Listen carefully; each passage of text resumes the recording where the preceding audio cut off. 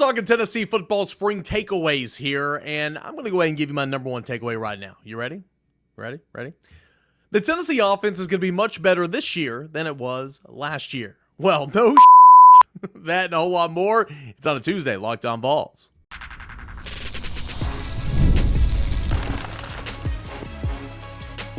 You are Locked On Vols, your daily podcast on the Tennessee Volunteers. Part of the Locked On Podcast Network, your team every day. What is up, everybody? Welcome into your Tuesday edition of Locked On Vols. I'm your host, Cain. Having a little fun with you guys in the cold intro. I'll explain myself here in a moment, but I do appreciate you guys making Locked On Vols be your number one listen and your first watch each and every day. You everydayers, today is the show for you.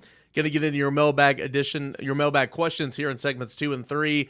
But you can watch us, listen to us, subscribe to us, wherever you get your podcast.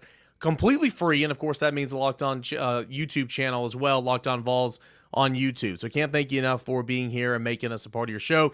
Today's spring takeaways in a matter of seconds, mailbag questions, and one inspired question that we're going to spend segment number 3 on. I can't wait to get into it.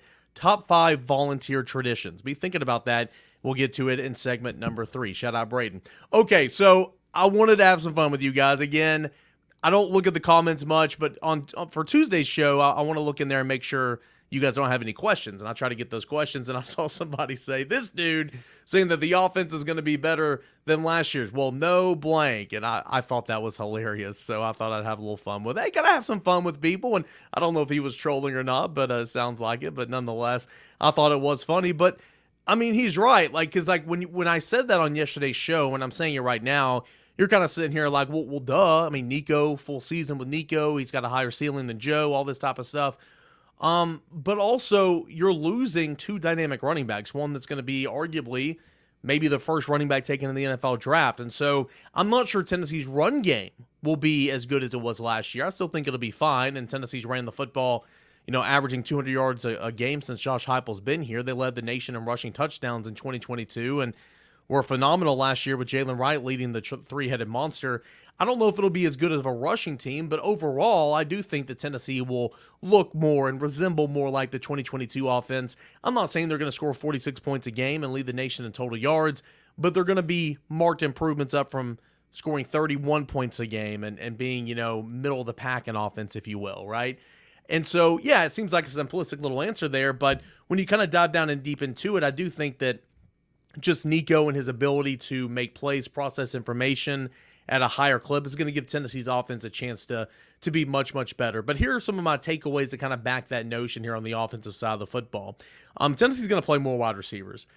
Now, since Josh Heupel's been here, when things are clicking, Tennessee's offense does not stray from playing really 3 wide receivers and maybe one as a fourth, kind of as that key sub. You look back in 2021, it took them a while to find those 3 receivers, but when they settled on Cedric Tillman, Javonte Payton, and Velus Jones, that was all them, and Jalen Hyatt would, sub in every now and again.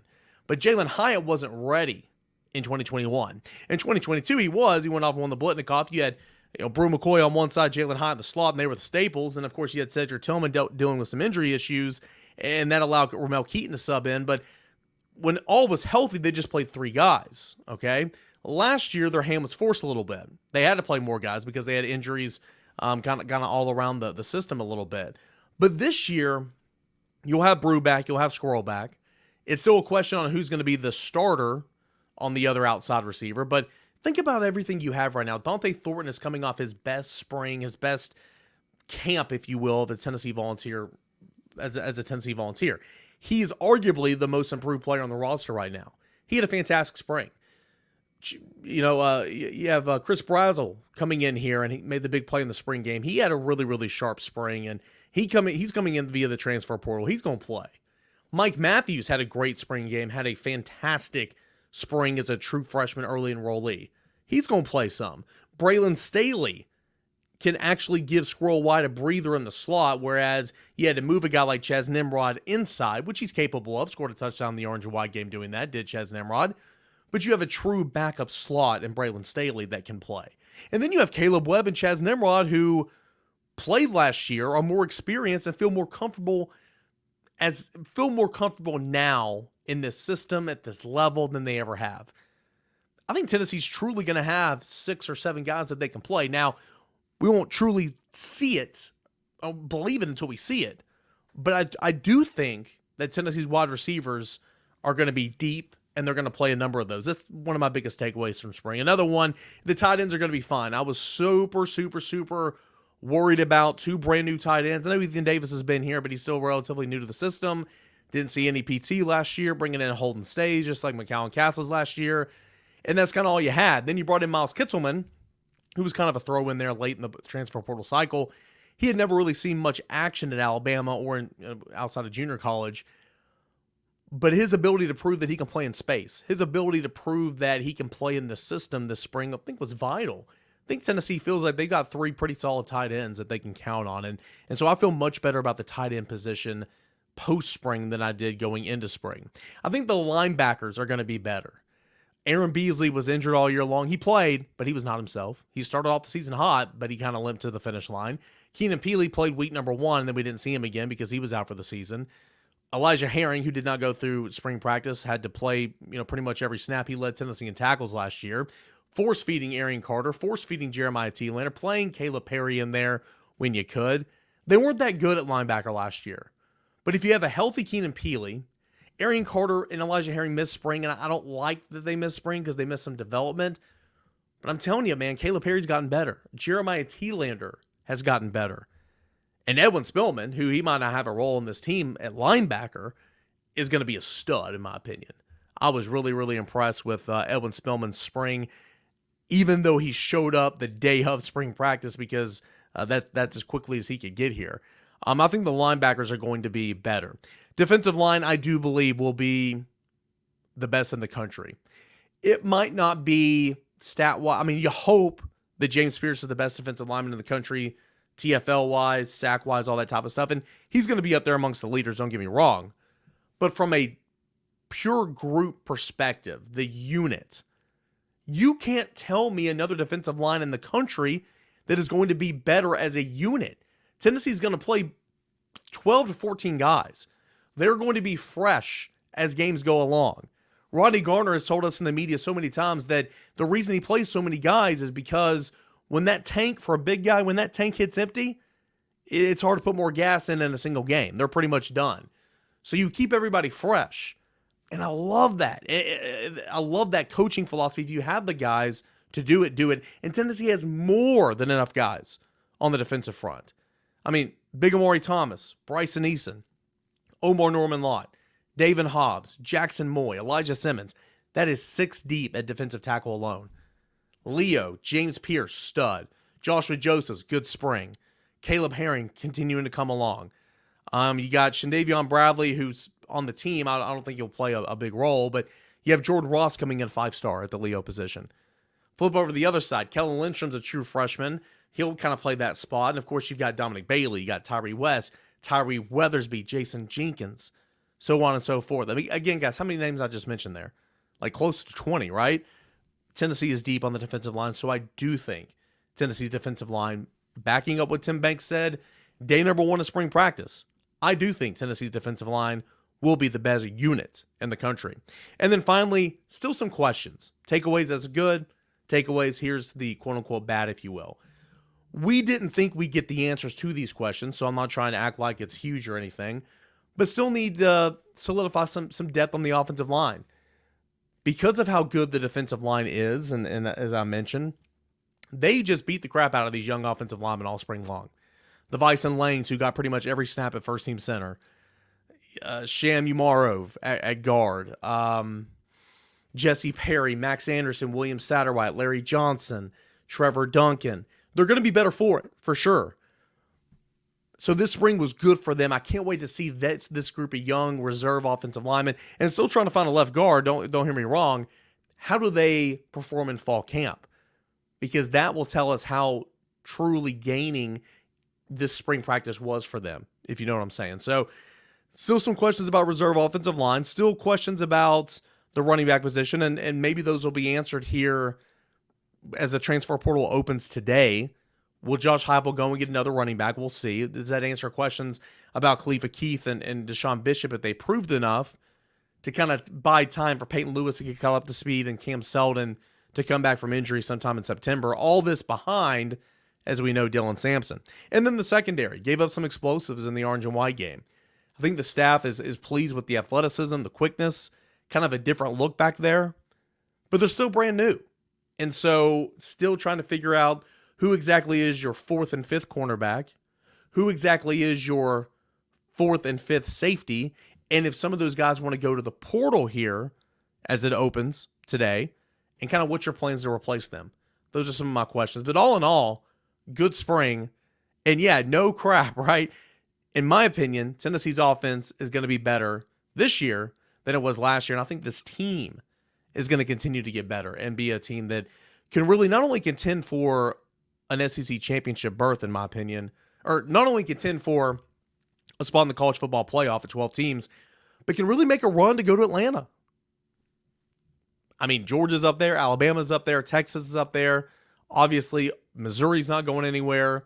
Ole Miss is not going anywhere. Tennessee's kind of in that level right there as well. It's going to be a battle, but I'm so excited for football season, and I know it's only April. So those are my biggest spring takeaways. Having a little fun at the beginning, but nonetheless, hope you guys got a kick out of that, and we'll continue to recap what we saw in spring practice and all that and more as the week goes on before diving into the transfer portal for football and a little bit of hoops as well as the week goes on as well. So looking forward to that. Hey, when we come back, we'll get in your mailbag questions. That is coming up next as we continue on with a Tuesday edition of Locked On Vols. I want to tell you guys about my friends over at FanDuel Sportsbook. It's playoff time in the NBA and the NHL, and baseball is in full swing, and FanDuel is your place to bet on every single game. Right now, new customers can get $150 in bonus bets, guaranteed. That's $150, win or lose. Bet on everything from slap shots to home runs to slam dunks, all on the app that is safe, secure, and super easy to use. What are you waiting on? Don't wait any longer. Go to FanDuel.com/lockedon to make your first bet an automatic win. That is FanDuel.com/lockedon to win $150 in bonus bets guaranteed. $150, win or lose, by going to FanDuel.com/lockedon. FanDuel.com/lockedon to make your first bet an automatic win. FanDuel, it is America's #1 sportsbook. Do want to tell you about our friends over at Monopoly Go. I've been told I'm a competitive person. Do you think that's true? You guys know me. We talk every single day. Okay, well, I do have a competitive side. We all do, right? And my competitive side is a big fan of Monopoly Go. I'm sure you've heard of it. It's been downloaded over 150 million times. It is a great twist on Monopoly where you play on not only one, but hundreds of Monopoly boards in crazy locations, building up amazing cities that can bring you big money. And the best part is messing with my friends. I can charge them rent on my iconic properties, just like in classic Monopoly, but now I can also rob their vaults, their riches, for myself. And the leaderboards show me who the biggest Monopoly tycoon is. But it's not just my competitive side that loves it. You can team up with friends and people all around the world in timed tournaments to earn huge rewards. So get in the game and join your friends. Download Monopoly Go. That is Monopoly Go now for free on the App Store and at Google Play. That is Monopoly Go. Download on the App Store and Google Play today. All right, we continue on here with the Tuesday edition of Locked On Vols. Hope you guys are having a good start to your Tuesday morning. Really do appreciate you for being here and sending in your questions, your comments, as you do each and every week right here on Locked On Vols. So without further ado, let's dive into the mailbag questions. We'll start with Vol in Archie. Have you heard of any names that we are targeting for basketball? I see Kentucky has lost several high school recruits and DJ Wagner to the portal. Yeah, again, there was 2 guys who were on campus, and I think wouldn't shock me if one of those guys jumps in the boat here pretty soon. Maybe by the time you're listening to the show, it's already happened. Timing in the transfer portal is always a thing, as we know in recruiting. But 2 guys were on campus visiting this weekend. So you had Cade Tyson from Belmont, who was on campus for an official visit over the weekend. And you also had Hofstra wing Darlington Stone Dubar. What a name that is. Shout out Bob Kessling. Have fun with that one if he ends up coming to Tennessee. Darlington Stone Dubar from Hofstra and Cade Tyson from Belmont. Those are 2 guys who were on campus for official visits over the weekend. And that's kind of where the conversation starts. Much like in football, as the week goes on, more and more names will be brought apparent, but I would kind of start that conversation from there. Dylan says, if you had to put money down on Tennessee landing 2 of the top 4 offensive linemen that we're after, who, in your opinion, do you think we'd get? David Sanders, Jaylen Matthews, Josh Petty, Juan Gaston, or a sleeper recruit that not a lot of people are talking about? Interesting thing about Josh Petty, I think he can be a tackle and a guard. And Tennessee's kind of climbed back into that one for sure, but he's not going to be a part of my answer right now. Again, it's not over. Things can change by the minute. You guys know that. But to answer your question, I will go with Jaylen Matthews and David Sanders. Wouldn't that be a heck of a haul? That'd be a heck of a haul for Glenn Ellerbe. And he's done such a great job at wide receiver too with Kelsey Pope of broadening the recruiting board. That way, if you miss on one, it's not like, okay, well, who are we pivoting to now? Who are we pivoting to now? What's a new name we need to look out for? Your board is broad, and you've gotten these guys on campus, a couple, like David Sanders, just wrapped up his second trip to Tennessee in the span of 2 weeks, 2 weekends, right? And it's span of a week, really, if you want to go by the specific days. And that's great. That's great. So right now, I would say David Sanders and Jaylen Matthews is how I'd answer that question. But of course, it is not over yet. Let's go to Jared. Jared says, with SEMO, Christian Moore tying Blake Burke, for the home run crown or home run record, do you think it could potentially throw both of them off at the plate later in the season? Or do you think they're both unfazed at the plate about trying to have that record? Should this be a concern moving forward? Need to avoid slumps. Jared, man, you got BFS, my friend. You got BFS. Batter Vol syndrome, man. Just enjoy it. I know what you're saying. And in a perfect world, they would be unfazed by it. I mean, both those guys, it's something that I write about. It's something for media and fans to talk about. But we talked to Christian Moore yesterday. We talked to Blake Burke yesterday. We've talked to Blake Burke when he tied the record last weekend and broke it. They were saying the right things, like, hey, it's fun, it's great. Christian Moore even said yesterday he hopes they tie it so that they can both have that honor. But they're talking smack, they're having fun with it. But at the end of the day, they're trying to get wins for Tennessee. That's what they've continued to stress throughout this process. So again, they've been coached up well. And I truly do believe that because Christian Moore, I've seen him grow up and mature so much in the last 3 years to where he's a team leader. And like these guys just care about winning so much. So in a perfect world, they're unfazed. They're saying all the right things. I know it's in their minds, and I know they josh around and have fun in the dugout and kid around with one another. But I mean, both these guys are on a tear this year. Blake Burke, the best part about his game at the plate this year is his extra base hitting and doubles, not home runs. Best part about his hitting this year is going the opposite direction, this confidence at the plate. So I would say that really it's just kind of a storyline to go along with both of their years being what they are so far. So that's kind of how I'd answer that question. Rob says, we didn't get much out of the DH position this weekend. Robin Villeneuve and Dalton Bargo, I think, were all Ks. Cannon Peebles still hasn't found his groove. We are going to need them to get this offense some help in the second half of the SEC season. Don't you agree? Yeah, absolutely. More the merrier, right? Nobody's going to be clicking all at the same time every single game. It's not like that in any sport, right? I mean, Dalton was great this year in basketball. Santi struggled on the offensive end. Points in time. Jonas started out super, super hot, and then on the offensive end, he went MIA. In football, this offensive lineman did great while this offensive lineman struggled. This receiver, so on and so forth. Nobody's ever all clicking at the same time, baseball included. But you just need these guys to step, like KT. Kavor Sears has been one of Tennessee's best players at the plate this year. He had a bad weekend at the plate. His batting average went from like 410 to like 392, which is still really good, right? Dalton Bargo's been hitting the ball really well. Didn't do a whole lot of that this weekend. Robin Villeneuve, in my opinion, has kind of been not benched, but until he starts hitting and contributing, there's really not any reason to play him. He's got a lot of potential, but he needs to sit back and wait on a breaking ball and put it in play. You know what I'm saying? Reese Chapman didn't do an awful lot this weekend, but he got a couple of DH starts. And you'll see a mixture of those guys. Robin will get opportunities. Reese Chapman will get opportunities. Brad Key Lowry got 2 pinch hit opportunities this weekend because he's earned it in practice, which kind of surprised me. But to answer your question, yes, those guys are going to have to be ready to go and ready to roll for you on the bench because that is what makes teams so great is bench play, pinch hit opportunities, spot starts, just like in basketball. So, yes, DH position will need to come around, but man, as long as that 1 through 5 is tearing the cover off the ball like it is, it's going to be hard to stop. And Dean Curley's not even mentioned in this conversation. He hits towards the bottom of the order, and he's been incredible. And Cal Stark, 4 multi-hit games in his last 6 starts, hitting 9th as the catcher. And Cannon Peoples continues to be the biggest mystery for me because he was Tennessee's best hitter in the offseason. So, long season. I'm going on a baseball tangent right now. But to answer your question, yeah, those guys need to come around, and they will. They will. I've got confidence in that. Let's go to Michael. Although we are more athletic in the secondary, should we be concerned about physicality and tackling this fall?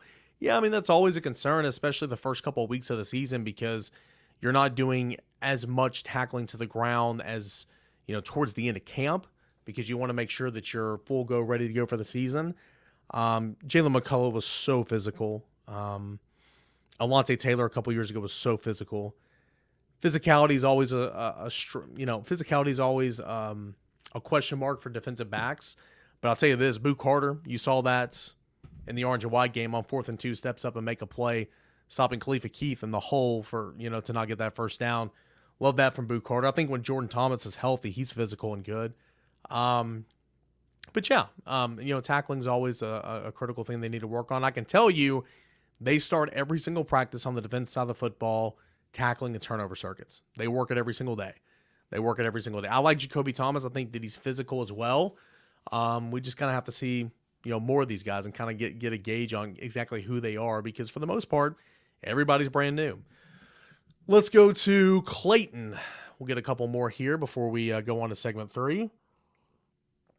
Clayton wants to know who has the highest ceiling, Tennessee football or Tennessee baseball? Man, that's such a good question. Again, we get these questions asked a lot of times. Who wins a national championship first? Football, basketball, baseball? Right now, I will say Tennessee baseball simply because I've seen them play 36 games. I know Tennessee baseball's strengths and weaknesses like the back of my hand. I can recite it in my sleep. I mean, it's my job. I cover them on the beat. #beat. Pitching still is a question mark. Okay, but you're seeing guys step up before your eyes. Andrew Binky, Kirby Cannell, Aaron Combs, A.J. Causey bounced back this weekend. Pitching is still a question mark, don't get me wrong, but this team can hit with the best of them. And this team, when you get quality starts from Drew Beam and a combo of a Causey and Stamos or Xander, if you get inning eaters, if you will, then this team can go far despite, regional supers, and then a regional, then a super setup in the College World Series. It's tough. I'll say baseball, though, simply because I've seen them play 36 games. Tennessee football, I think they're going to be better. I think the offense is going to be much better. Where's the run game?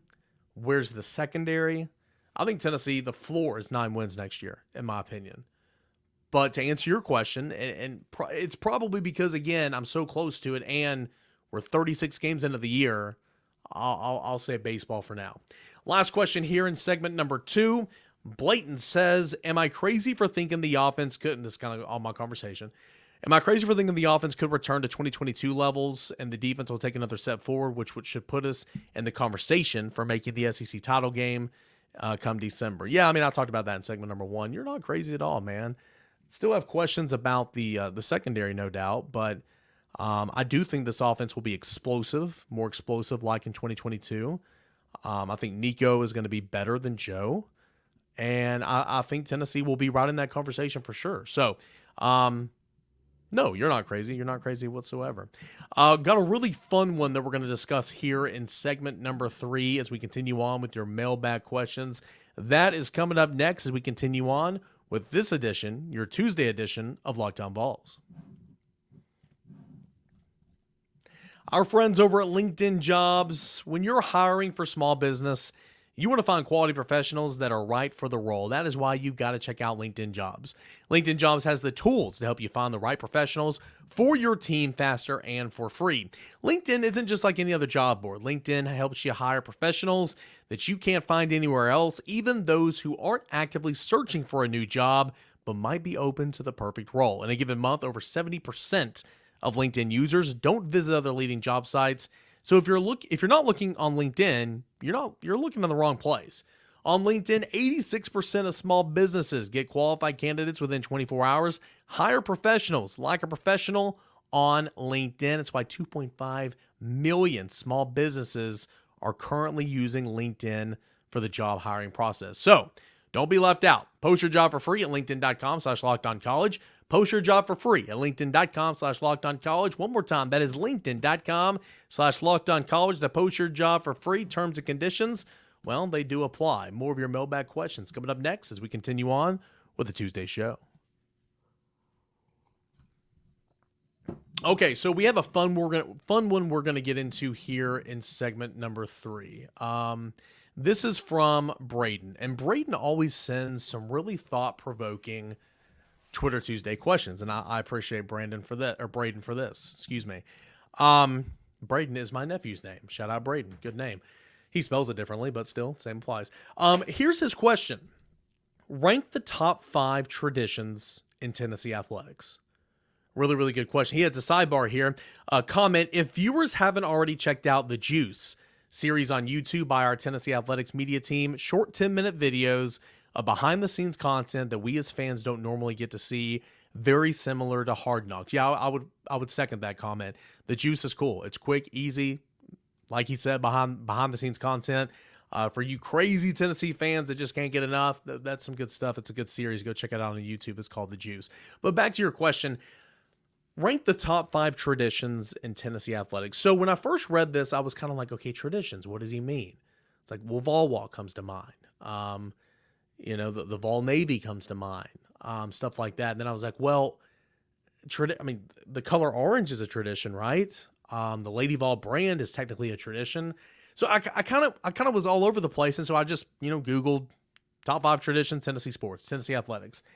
And there's actually a list on the Tennessee Athletics website that lists all the traditions, and many of the ones that I just mentioned there are considered traditions. So I kind of based it off that because it was kind of, you can make it your own, but a lot that I was thinking, I was like, well, is that technically considered a tradition? But according to this, it is. So here's my top 5 traditions, and I would love for you guys to send me in yours, and this is inspired by Braden, so shout out Braden. My honorable mention here, the volunteer nickname. You wouldn't think that that's like a tradition, but technically it is. The volunteer nickname, because we are the volunteer state. War of 1812, the Mexican-American War. That's when it really took precedent. People, soldiers, men from the great state of Tennessee went and fought in New Orleans, went and fought in San Antonio. Texas would not be a state if it's not for Tennessee. That is why it is hilarious to me, and I love that the SEC is bringing in Texas because we can have these battles ongoing for years and years to come. The real UT. Brother, you wouldn't be a state if it wasn't for the great men and women from the university, men back then from Tennessee, and women and nurses and housewives. And I mean, everybody had a role, okay? We are an all-inclusive show here on Locked On Vols, but literally everybody had a role. You wouldn't be a state if not for the great people of Tennessee. So the volunteer nickname, I love, and I had to get that in here. That's my honorable mention. Number 5, the Vol Walk. Every program, most programs have a variation of the Vol Walk. Even Bearden High School has this thing they call the Dog Walk. And so I get it. But the Vol Walk is something crazy. You hear players walking down the Vol Walk for the first time and just kind of get their reactions. It's like nothing I've ever seen. Josh Heupel talking about the Vol Walk, and he mentions that in his post-game press conferences all the time about how his team was energized and ready to go from the get-go, getting off the bus to do the Vol Walk. Just the pictures. A lot of times I don't get to the stadium in time because it's kind of early and it's already a long day for me. But sometimes I do, and I go up to the press box and I look down on the Vol Walk. And it's truly a sight to behold. I mean, it's awesome. So the Vol Walk's there at number 5. Number 4 would be the Lady Vol logo and the Summit Blue. The Summit Blue is iconic. Literally, it's a color. It's called Summit Blue because of Lady Vols. And it's iconic in sports and women's sports and basketball. And it's a great legacy. It's a great tradition. It's iconic. The Summit Blue and the Lady Vol logo and the fact that it had a little bit of a hiatus for a minute, And then it came back. Thank the good Lord for it coming back. It should have never been taken away. Love the Lady Vol section of Tennessee lore, if you will. Number 3, the Pride of the Southland Marching Band. Good. Fantastic. Always has been. You know, a lot of people play, you know, instruments and take part in band and stuff in the local high schools across the state and, you know, surrounding states and across the country. But to be a part of the Pride of the Southland Marching Band, you got to be the best of the best. Just like to play SEC football, you got to be the best of the best. Incredible when they're playing Rocky Top. Incredible when they're leading the ball walk down there. Incredible just to get the juices flowing. I can kind of feel myself right now getting amped up and ready to roll. Love the Pride of the Southland Marching Band. Love it, love it, love it. That's number 3. Number 2, the orange and white checkerboards. I keep throwing out this word iconic, but I mean, it truly is. You look down there and you see the orange and white checkerboards. I mean, nobody else has anything remotely like it. Kentucky tried to take it, you know, with their little shirts underneath their shoulder pads, tried to steal the checkerboards and make it blue and white. That's cute. That's adorable, little brother, like Vanderbilt, little brother. But the orange and white checkerboards, nobody does it like Tennessee does it across the country. You go to different bowl sites and they do the orange and white checkerboards. It's into the checkerboards, and you know why they say that and why John Ward initially said that is because Ayers Hall right there, north end zone, saying run and don't let up until you reach the checkerboards. Love it, love it, love history and love tradition. Number 1, running through the Power T. I'm biased. I've grown up going to Tennessee games. I've grown up watching Tennessee on TV since I was a little boy. I'm biased, but goodness gracious, the best entrance in all of college football. The timing, and now with the light show and the fireworks and the Vol lettering up top and the spotlight coming down for night games. I mean, it's a show, man. I mean, it is so freaking cool. I think it's the coolest thing in all of sports. They're running through the T. As soon as the Pride of the Southland Marching Band, again, we're crossing over here with various traditions. They come in and then they split to make that T, and then there goes Smokey, there goes the cheer squads, and here comes the Tennessee Volunteers. It's like nothing else, man. It's nothing else. So again, based on your interpretation of traditions, make it your own. But Braden, that's kind of how I'd answer mine. Honorable mention, the volunteer nickname. Number 5, the Vol Walk. Number 4, the Lady Vols logo in some in blue. Number 3, Pride of the Southland Marching Band. Number 2, the orange and white checkerboards. And number 1, running through the T. Would love to hear you guys, what you think yours are, how you would order yours. If there's any I'm leaving out, @_Cain or @LockedOnVols. Give Braden a shout as well on Twitter, @Braden_Howard9. Appreciate you guys, as always, for tuning in, making Locked On Vols a part of your morning routine. We'll come back with a little Award Wednesday tomorrow. We'll tell you all about Tennessee, the latest happenings, and the football transfer portal as it opens today. Tennessee basketball in the transfer portal, all that and more right here on Locked On Vols. Can't thank you enough. Appreciate you guys for being here, and we'll talk again tomorrow, everybody. This is Locked On Vols.